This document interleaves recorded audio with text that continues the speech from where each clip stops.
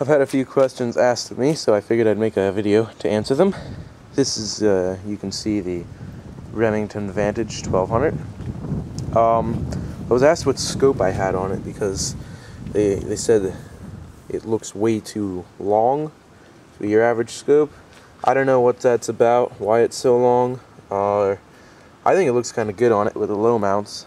I usually don't like low mounts, but I kind of think it looks good. Anyway, it's a Leapers 3 to 9 by 40. It is simply just your regular old cheapo Leapers 3 to 9 by 40 scope. It doesn't even have adjustable objectives, not illuminated reticle. It's just a cheap 3.9 40 scope. I use the most accurate pellet that I have found so far, not the most accurate pellet out of the gun. Just so far, the Crosman Premier hunting pellets, the pointed hunting pellets. I've heard some good words about the Crosman Destroyer pellets out of the Vantage. I don't know. Now this is kind of a general question. What is hold sensitivity? And I just figured I may as well show you on the Vantage. Most spring piston guns are hold sensitive, which means that you have to hold them the same way every time. And it's not as simple as hold them the same way every time. It's find a certain position that they like and hold them in that way a long time. Now, I have the Gamble Varmint Hunter, so you can sure believe that I had to figure out how to be hold sensitive. Alright, so mostly what I've found is, I'm going to sit you down.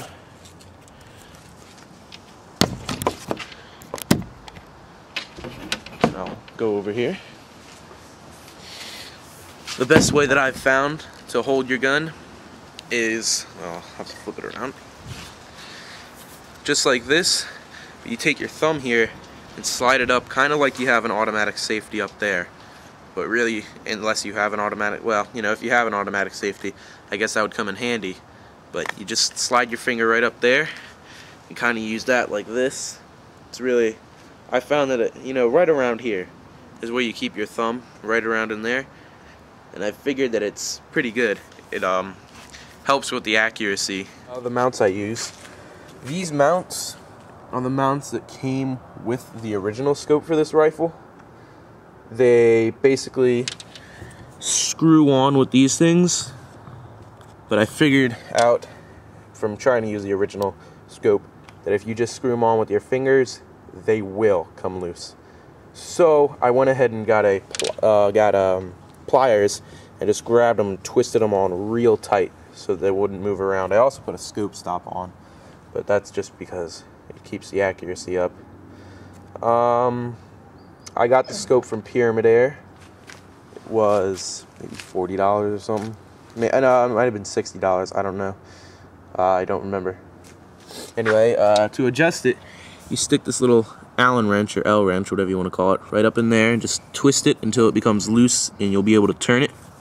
Don't twist it too much or else that part comes out, and I've had that happen on my Benjamin Discovery a couple times. You do the same up there, and I'll try to, let's flip up scope caps,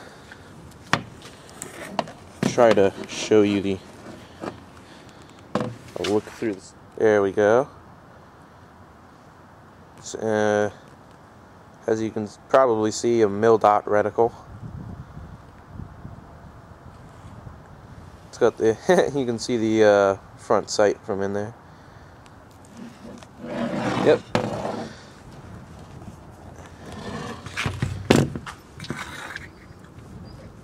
I haven't had any problems with the scope caps or anything really. This scope cap at the front, I took off once because you can. It's not shutting. Oh, that's my dog barking. And it's a really weird shape at the front, so I just stuck it back on. But yeah, so that's mostly it. Front sight, I think I posted the video of when it broke. Maybe not, but the front sight, I was holding the gun right up on this table, and it slipped off the edge and down there. So now it's got some scuff marks and a broken front sight. There's some more scuffs. It's got some battle wounds already. yeah, the open sights were very accurate until they broke. But now they're broken, so I just put a really accurate scope on. I usually shoot sitting down without a rest. I usually use my arms as a rest. All the way down past the tree to that. The distance is something like 28 yards, 27 yards.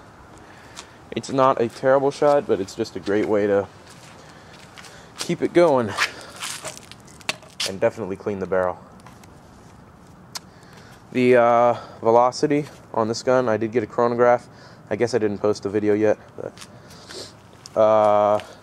the chronograph chroned this gun with these pellets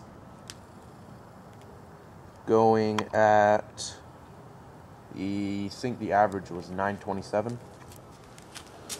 So it's not what it claims, but that's pretty good. 927 with those. The Varmint Hunter did 960 with those, so it's a little stronger, but I still prefer this to the Varmint Hunter. Yep, so this is the Remington Vantage 1200, 177 caliber.